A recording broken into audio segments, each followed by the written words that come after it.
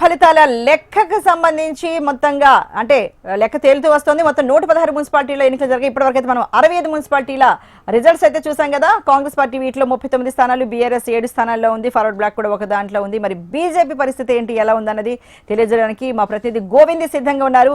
గోవింద్, మరి గత ఫలితాలతో అంటే ఇంతకు ముందు జరిగిన మున్సిపల్ ఎన్నికల ఫలితాలతో పోల్చుకుంటే బీజేపీ బోల్తా పడిందని చెప్పక తప్పదు. ఎందుకంటే గత ఎన్నికల్లో 3 స్థానాల్లో గెలుపొందింది. ఇప్పుడు మాత్రం కేవలం ఒక స్థానానికి మాత్రమే పరిమితమైంది. ఇంకా మనకి ట్రెండ్స్ కూడా వచ్చేది ఉంది, కానీ ఇంకా చాలా తక్కువ మెజార్టీ ఉంది.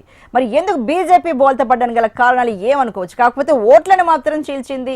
అటు బీఆర్ఎస్ కావచ్చు, కాంగ్రెస్ కావచ్చు, వాటి మధ్య తేడా ఎక్కువగా లేదు. ఓట్లను చీల్చడంలో సక్సెస్ అయింది, కానీ తాను గెలుపొందడంలో కాస్త బోల్తా పడిందని చెప్పక తప్పదు. ఏంటి రీజన్స్ ఏమనుకోవచ్చు గోవింద్?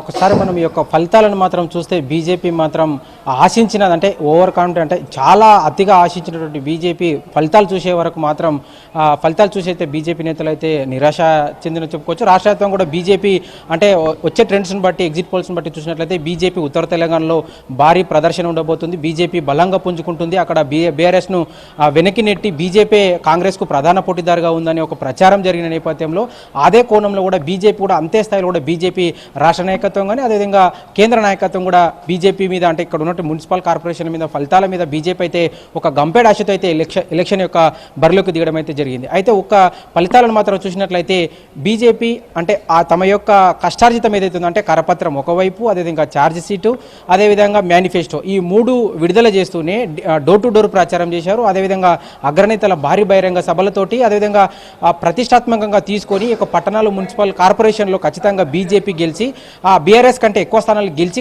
వచ్చే ఒక జీహెచ్ఎంసీ ఎన్నికలు కానీ అదేవిధంగా వచ్చే అసెంబ్లీ ఎన్నికల్లోకి దీన్ని సెమీఫైనల్గా తీసుకొని ఖచ్చితంగా బీజేపీ ఆ తెలంగాణ మీద ఎంత సీరియస్గా ఉంది, ఒక తెలంగాణలో వచ్చే ఎన్నికల్లో గెలవాలనే ఒక పట్టుదలతో కేంద్ర నాయకత్వం ఏ విధంగా సీరియస్గా తీసుకుంది, ఎంత పట్టుదలతో బీజేపీ ఉందనే ఒక కోణంలో కూడా తెలంగాణ ప్రజలకు అదేవిధంగా ఉన్నటువంటి ఆ రాజకీయ పరిస్థితులు కూడా మొత్తం కూడా మార్చేసే కోణంలో అయితే బీజేపీ చాలా సీరియస్గానే పనిచేసినప్పటికీ కూడా బీజేపీ ఒక ఈ ఫలితాలను చూసినట్లయితే చాలా నిరాశ చెందినని కూడా చెప్పుకోవచ్చు. ముఖ్యంగా గతంలో మక్తల్ మున్సిపాలిటీ బీజేపీ సొంతంగా గెలిచినప్పటికీ కూడా ఇప్పుడు అక్కడ స్థానిక మంత్రి వాకిటి శ్రీహరి మాత్రం ఆ యొక్క మున్సిపాలిటీలో మాత్రం బీజేపీ కేవలం 3 స్థానాలకే పరిమితం కావడం, అదేవిధంగా గతంలో యొక్క మున్సిపల్ కార్పొరేషన్లో కూడా హైదరాబాద్ శివర్లో ఉన్న మణికొండ కార్పొరేషన్లో కూడా బీజేపీ కాంగ్రెస్తో పొత్తు ఏర్పాటు చేసుకొని మాత్రమే అక్కడ మణికొండ కార్పొరేషన్లో కూడా గత మున్సిపల్ కార్పొరేషన్ ఎన్నికల్లో బీజేపీ చెరిసమంగా కూడా యొక్క పదవీ కాలాన్ని ముగించేసి బీజేపీ ఆ యొక్క గత ఎన్నికల్లో ప్రదర్శిస్తే ఈ ఎన్నికల్లో మాత్రం ఖచ్చితంగా బీజేపీ 20 మున్సిపాలిటీలను అదేవిధంగా 7 కార్పొరేషన్లో దాదాపుగా కూడా 3 నుంచి 4 కార్పొరేషన్ గెలవాలని బీజేపీ పట్టుదలతో ఎన్నికల బరిలోకి వెళ్ళినప్పటికీ కూడా అక్కడ ఉన్నటువంటి స్థానిక నేతల మధ్య సమన్వయం కానీ అదేవిధంగా అభ్యర్థుల ఎంపిక అంటే యొక్క తుది దశలు అంటే యొక్క నోటిఫికేషన్ వచ్చిన వెంటనే అదేవిధంగా సమయం అంటే తక్కువగా ఉన్న సమయంలో బీజేపీ ఆ రాష్ట్ర నేతలు కానీ అదేవిధంగా జిల్లా అధ్యక్షులు కానీ ఎంపిక అంటే అభ్యర్థుల ఎంపికలో మాత్రం ఎక్కడ కూడా అంటే రాష్ట్ర నాయకత్వాన్ని కానీ జిల్లా అధ్యక్షునికి అదేవిధంగా కింది స్థాయి నాయకులకు అంటే వార్డులో ఉన్నటువంటి డివిజన్లో ఉన్న నాయకులకు కొంతవరకు కూడా అభ్యర్థుల ఎంపికలో కొంతవరకు కూడా సమన్వయం లోపం కూడా అభ్యర్థుల ఎంపిక కూడా ఈ యొక్క విజయ నష్టానికి కూడా ఒక కారణంగా కూడా బీజేపీ ఒక అంచనాకైతే వచ్చినట్టు కూడా సమాచారం అంతా ఉంది.